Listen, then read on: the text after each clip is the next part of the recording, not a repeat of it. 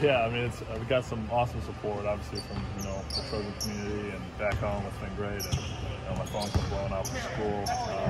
But yeah, I mean, it's just been awesome. Obviously, it's a huge win for us overall, and the momentum we kind of need going into late part of the season. You were just named Pac12 Player of the Week. What's the process like? How do they inform you about that? How do you hear about it? Yeah, I hear about it about an hour before that, from the staff. One of the coaches reached out, and it's awesome. I can't thank my teammates enough for really helping me, put me in spots, and trust me to make big time plays. And we really fought our butt off without Isaiah. But it's awesome. It's an awesome feeling to really get after all the work and my whole process of kind of getting to USC, even to get rewarded with something like that. It's really cool. Especially coming off those two rough games, so to speak. Yeah, exactly. Off the rough Arizona one and a little bit of a slump in the shooting stretch. It's good to get back on track with that. How do the practices feel the last couple of days compared to in between Pacific and UCLA? Oh, it's great. The energy's back, and I think we've got the most momentum we've had all year. This is kind of the statement win we need for our resume, and we got to continue it and take it into next week. But what's good is so many of the other guys have so much confidence. I can tell, guys like Ethan is just really making every shot out in practice, and hopefully we're all clicking at the right time as we head into our late season and postseason run.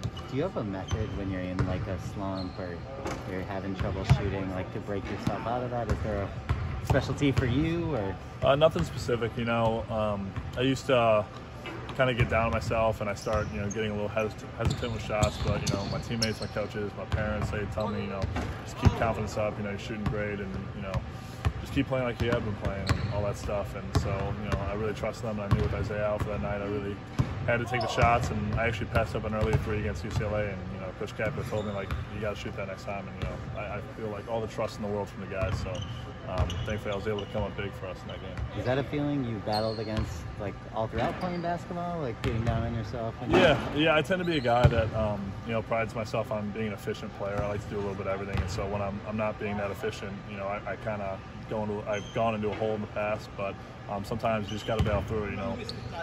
Kobe and MJ used to say, you can miss 40 in a row. Don't hesitate on that 41st shot, whatever like that.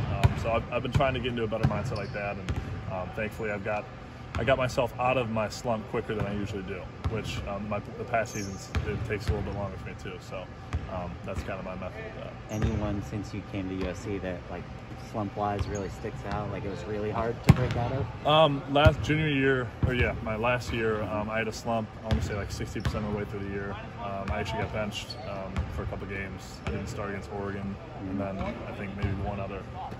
But Coach, I was able to bounce out of that toward the end of the year and play well going into the last, postseason run, stuff like that. But yeah, my teammates trust me. My coach told me to stay confident, and so I was able to, really get my swagger back a little bit in the UCLA game. How did you kind of develop your skill set? You mentioned being an all-around player. Were you a point guard growing up? How did you kind of grow as a basketball player? Wasn't necessarily a point guard growing up, but my dad helped me always emphasize even though I'm taller, I gotta be able to play as a guard, play with guard skills, because there's unlimited uses for it. So I was always playing guard, and thankfully I had great support from AAU programs and just the community and my high school and obviously my family. So they kind of always kept me on the right path with all that stuff. But yeah, I got to give credit to just the foundation of basketball I have from AAU and high school, stuff like that. So you weren't like a point guard who had a late growth spurt. You were more like a tall kid who kind of learned how to play point guard. Yeah, right. I always liked to pass the ball when I was growing up, even as more of a 3.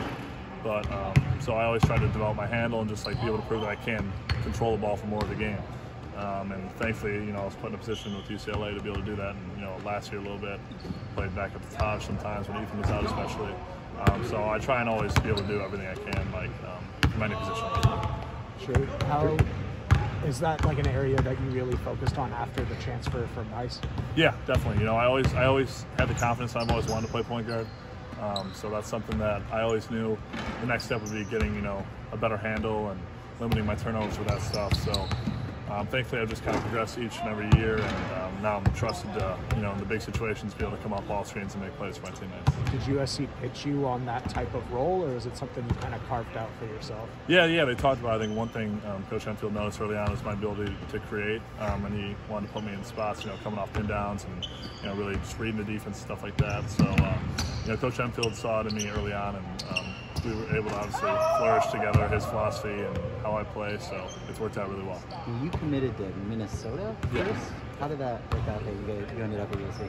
Obviously, it was right when COVID started was when I left, and I didn't get to visit any schools. I was doing those Zoom recruiting stuff, and so I initially committed to Minnesota pretty quickly after going to the transfer portal, and I realized I kind of made a pretty rash decision. I didn't really take the time I needed, so I took a step back, not necessarily telling them like, hey, I'm not coming here, but I just said like I kind of want to just read all my options, and a few weeks later I ended up committing to SC and felt comfortable with the decision.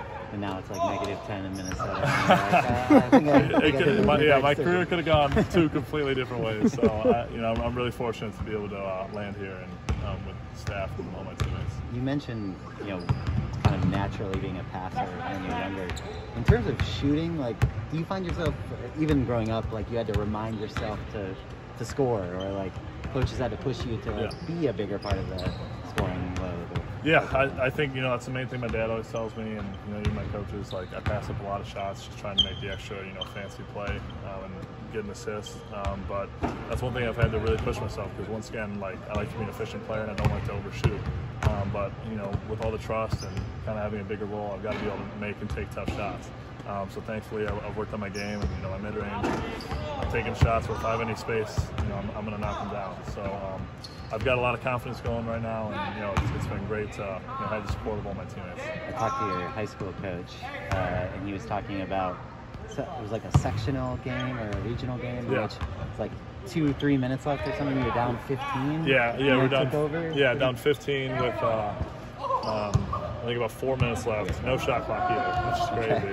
And I scored amazing. All 20 of our team's points in the fourth quarter, and hit a game-winning shot in overtime for our first regional in 20 years at our high school. So it was that. I mean, that and the UCLA game were tied for the most crazy nights of my life for sure. Was that one of those moments where it just switch clicked and you were just a killer all of a sudden? Yeah, exactly. I got in the zone. I was playing against another Division I guy, and I knew this could be the last game of my career in this uniform. So it was just I couldn't even believe the zone I was in the fourth quarter there, but it was really cool. This is the closest you've gotten to that, though. Yeah, definitely. I mean, this probably tops it, obviously, with it being a bigger stage, but I've never seen myself in that kind of zone as I did that one night in high school. Yeah, nice. Comparing this year's UCLA game here and the Jonah Matthews shot, talk about those environments.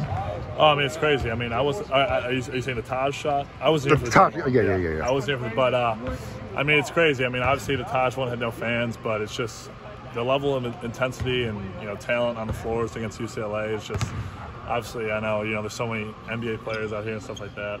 It's awesome to be able to participate in something like that, and when you really take a step back and I get home and I sit down for the first time, I'm like, wow, it's such a crazy feeling. I'm so fortunate to be in this position, but it's definitely just another level of an environment and talent and just everything. It's just one notch up. So it's really cool to be able to experience that, and obviously we've come out on the better side of that the last few years. So we're hoping to do that again in I think March 5th.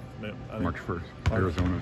Or I was saying the UCLA one March 5th, but I mean Arizona too. But I mean we're ready to. It's good that we could prove it on ESPN, big stage, and no one had too many nerves out there. So we're excited. We're really excited. Having that big crowd here, though, it doesn't happen often. And if you were to talk to the fans and tell them how important it is, talk to them. Tell them the message. Yeah. I mean, it's awesome. It's like how I think the Seahawks used to be a few years ago, where they said it's the 12th man. I think that's where that started.